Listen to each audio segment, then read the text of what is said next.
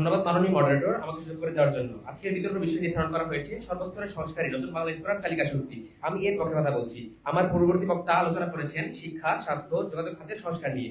আমি এখন বলবো সংবিধান ও আইন, অর্থনীতি, অবকাঠামো, জবাবদিহিতা, সুশাসন ও স্বচ্ছতা, এই গুরুত্বপূর্ণ স্তরগুলোর কথা, যেগুলো সংস্কার ছাড়া নতুন বাংলাদেশের স্বপ্নই থেকে যাবে। মাননীয় মডারেটর, প্রথমে বলছি সংবিধান ও আইন এর সংস্কার সম্পর্কে। আমাদের সংবিধান হচ্ছে দেশের মূল আইন, যার ভিত্তিতে রাষ্ট্র পরিচালিত হয়। কিন্তু আজও অনেক নাগরিক জানে না তাদের কি কি অধিকার আছে। অধিকাংশ মানুষ ন্যায় বিচার পেতে গেলে হয়রানির শিকার হয়। আইন প্রয়োগে বৈষম্য, মামলা নিষ্পত্তিতে দেরি, থানায় সাধারণ মানুষের ভয়, এই সমস্যাগুলো দীর্ঘদিন ধরে চলছে। নতুন বাংলাদেশ গড়তে হলে এমন এক আইনি ব্যবস্থা করতে হবে যেখানে ধনী, গরিব, নারী, পুরুষ সবাই সমানভাবে বিচার পাবে। সংবিধান ও আইনকে আরো জনবান্ধব করতে হবে। সেই সঙ্গে আইনের শাসন, মানবাধিকার ও ন্যায় বিচার নিশ্চিত করতে হবে, যা নতুন বাংলাদেশ গড়তে ভূমিকা রাখে।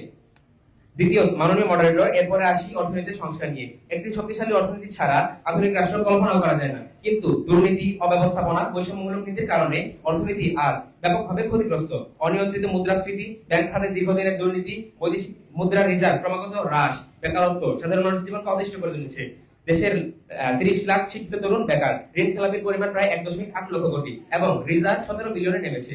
অর্থনীতি মূলত মানুষের জীবনযাত্রার মান নির্ধারণ করে, কিন্তু দুর্নীতি, দালালি ও বৈষম্যপূর্ণ সুযোগের কারণে সাধারণ মানুষ পিছিয়ে পড়ে। নতুন বাংলাদেশ গড়তে হলে এমন এক অর্থনৈতিক ব্যবস্থা গড়তে হবে যেখানে সবার জন্য আয় ও কাজের সুযোগ থাকবে। তরুণদের জন্য উদ্যোক্তা প্রশিক্ষণ, সহজ ঋণ, ফ্রিল্যান্সিং ও স্টার্টআপের সহায়তা দিতে হবে। এমন অর্থনীতি গড়তে হলে অবশ্যই আমূল সংস্কার দরকার।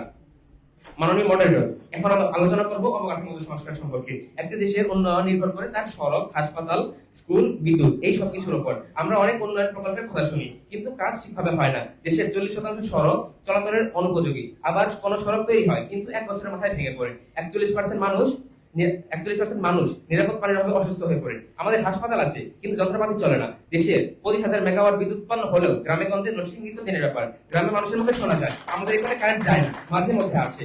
নতুন বাংলাদেশ করতে হলে পরিকল্পিত ও মানসম্মত অবকাঠামো দরকার। দুর্যোগ সহনশীল, পরিবেশ বান্ধব অবকাঠামো করতে হবে। প্রকল্প হাতে নেওয়ার আগে সঠিক পরিকল্পনা, কাজের মান পরীক্ষা এবং বাংলাদেশের স্থানীয় মানুষের প্রয়োজন বুঝে কাজ করতে হবে। মাননীয় মডারেটর, এরপর আসি জবাবদিহিতায়। রাষ্ট্রের যে কোনো দপ্তর বা প্রতিষ্ঠান কর্মকর্তা যখন জবাবদিহিতার বাইরে থাকে তখন দুর্নীতি বাড়ে, কাজের মান কমে, মানুষ শক্ত থাকে। ট্রান্সপারেন্সি ইন্টারন্যাশনালের তথ্য মতে 2024 সালে দুর্নীতির ধারণা সূচকে বাংলাদেশ 100তে মাত্র 24 পেয়েছে, যা প্রমাণ করে জবাবদিহিতা একটি বড় চ্যালেঞ্জ।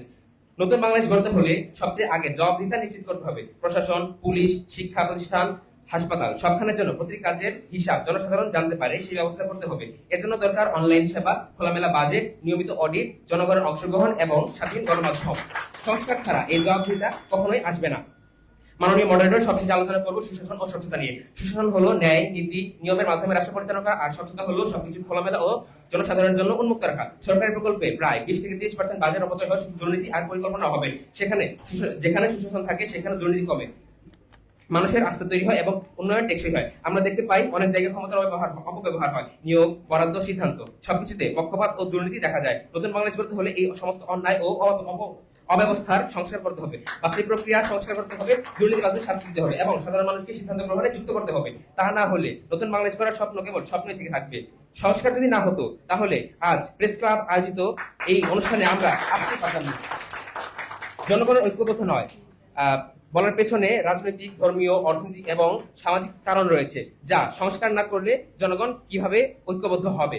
আমার প্রশ্ন থাকলো, মাননীয় মডারেটর, প্রতিটি স্তরে সংস্কার ছাড়া নতুন বাংলাদেশ কল্পনা করতে পারি না। শুধু ভবিষ্যতের কথা বললেই হবে না, সেই সঙ্গে ভবিষ্যৎ গড়ার সাহসী পদক্ষেপ নিতে হবে, আর সেটি হলো সর্বস্তরের সংস্কার। আমার প্রথম বক্তা বলে গেছেন এবং আমিও জোর দিয়ে বলছি, সর্বস্তরের সংস্কারই নতুন বাংলাদেশ করার চালিকা শক্তি। ধন্যবাদ মাননীয় মডারেটর, ধন্যবাদ সবাইকে।